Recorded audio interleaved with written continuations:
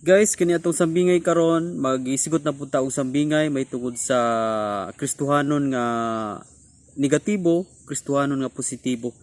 Dunay duha ka klases Kristohanon kining negatibo ug positibo.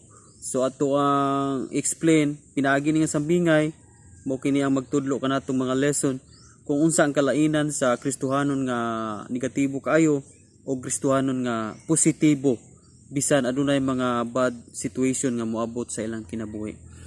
Guys, tapusa kining maong sambingay alang kini kanimo ug kanako, especially aduna tay mga umalabot pa o naagian ang mga problema, mga kalisdanan nga ato ang maharong nato at bisan sa atong pagpangalagad along the way sa ato ang pagserve sa Ginoo. Duna pa tay daghang nga mga challenge sa atong kinabuhi.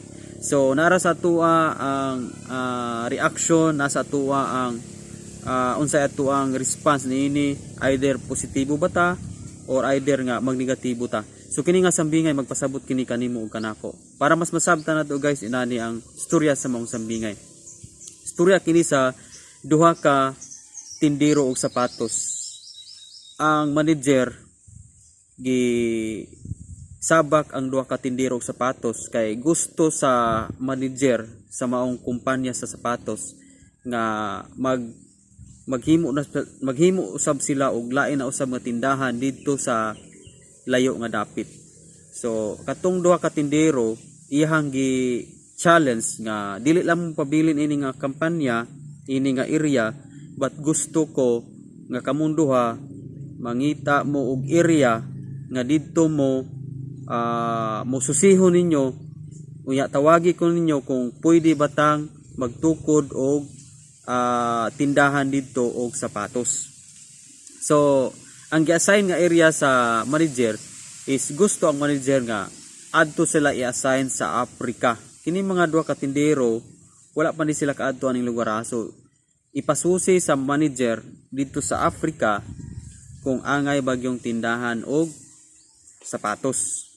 So katong duha katindero gibulag mo pero pareho rang country, pareho rang Africa, pero bulag mo area, dili mo magdugol. Susihan nyo dito kung angay batang magtinda dito. So tuod abot na dito ang duha ka tindero para mususi sa maong area sa Africa. So ang katong una pagsusi na dito, tawag dayon siya sa iyang manager.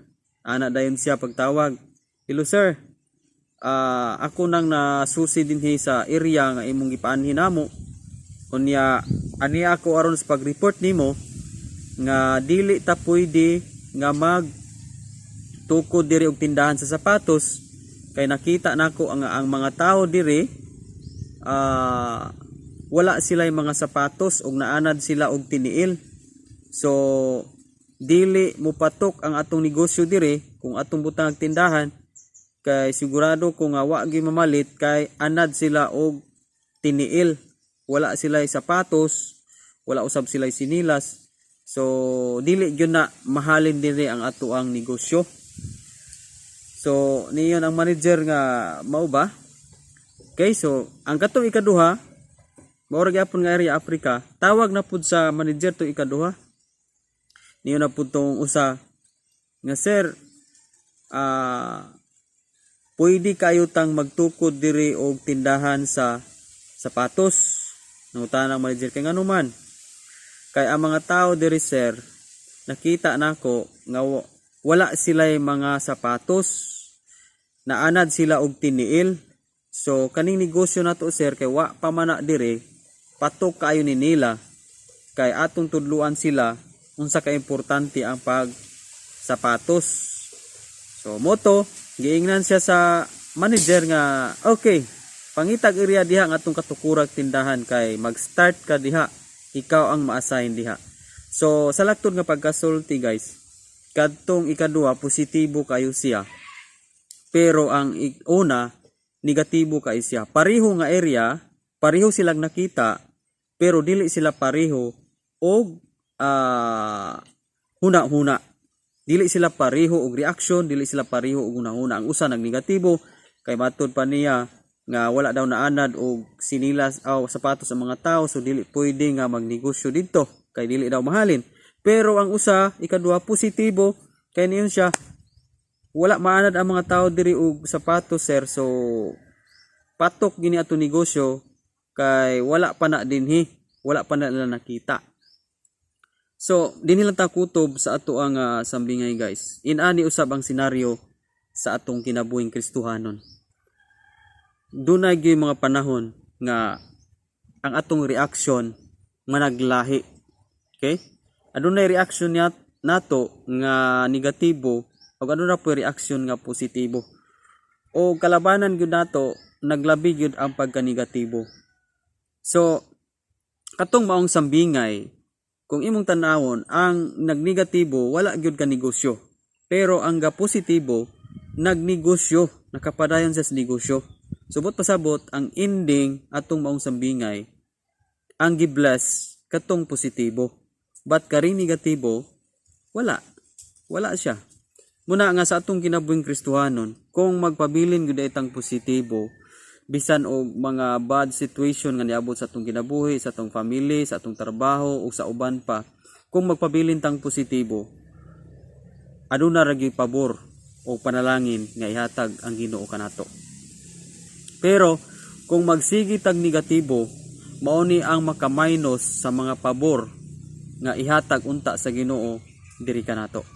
Daghan kay mga senaryo sa Biblia nga positibo kayo sila og nahimo silang gipanalanginan pag-ayo og gitagaag pabor sa Ginoo. Bisan og mga dili mayong sitwasyon nga naabot silang kinabuhi, pero positibo gyapon sila sa katapusan sa ilang kinabuhi. Gibless o gibubuan sila sa Ginoo sa mga panalangin. Usa niini, guys, si Joseph. Si Joseph nakasinati o mga betray sa iyang mga igsoon, pero na iyan ang giantos, positibo kayo siya, gibaligya sa Ehipto, na priso siya, pero positibo kayo yang huna-huna, no? Na time nga niadto yang mga igsoon, pero wala niya balusi ang igsoon, kay positibo kayo siya, ingnan niya ang igsoon, ayaw pakasada yung kaugalingon, kay ang iyong gibuhat nga dili mayo sa kuha, gihimo kining mayo sa Ginoo, di ba? So positibo kay si Joseph, tan-awa ang kinabuhi ni Joseph, how Joseph bless kayo ang kinabuhi ni Joseph. Si Job, lain na pong karakter sa Biblia, si Job, usa ka positibo nga tao.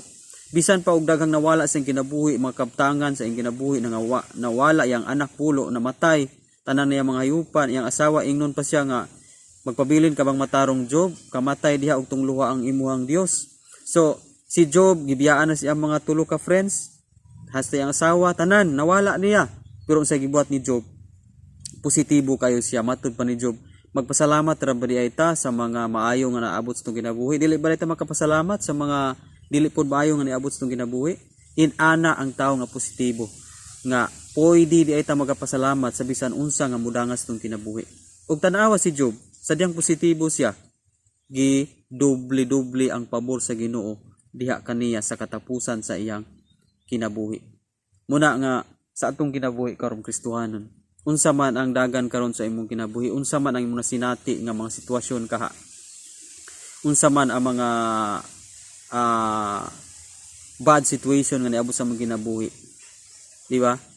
Wala ra na katumbas siguro sa kinabuhi ni Joseph nga sitwasyon o sa kinabuhi ni Job, pero tanawa ni silang duha nga nagpositibo, gipanalanginan pag-ayo sa Ginoo. Kung gusto ka, guys, kung gusto ka nga ang pabor sa Ginoo mana sa imuha o panalanginan ka, think positive.